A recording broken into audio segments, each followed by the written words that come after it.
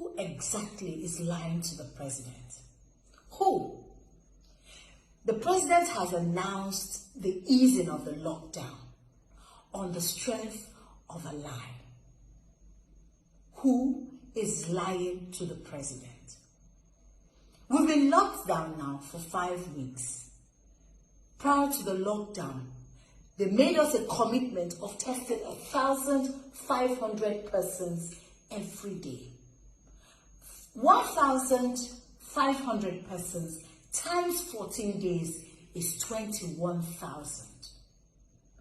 Times 4 weeks is 42,000.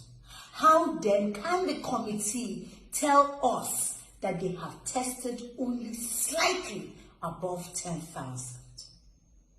Today we're close to 2,000 persons who have tested positive to the virus. If we use the strength of 10,000 total already tested and 2,000 already infected, that places us at 20% infection. That's higher than every other country. Research findings are based on percentage. Who is lying to the president? Because on the strength of a lie, he has approved an ease and he has also approved an increase in the number of people to be tested daily to 2,500. If they could not accomplish 1,500, then how are they able to achieve 2,500 a day? The nurses and doctors and all health workers are working extremely hard, breaking themselves into pieces just to save lives. And a few people are sitting in the comfort of an air-conditioned room and reaching agreements that empowers only their pockets. Why make a mess of people's effort? Why?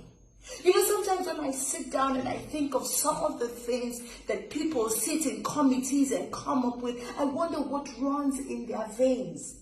Blood or water? Because they react like people who don't feel the pains of others.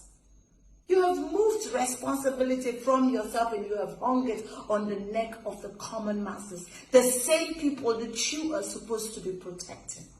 During the lockdown, a lot of the poor were on the streets. Why? Because your palliative did not get to them. So they were out there struggling to see how they can feed off the food that you hold at them. So the palliatives didn't get there. No one is empowered to carry out research. So research isn't going on. Nothing is going on. And now you are throwing people back in the streets. A street that you haven't fumigated, you haven't cleaned up, but you have told us that this virus is airborne and can stay airborne for 8 hours.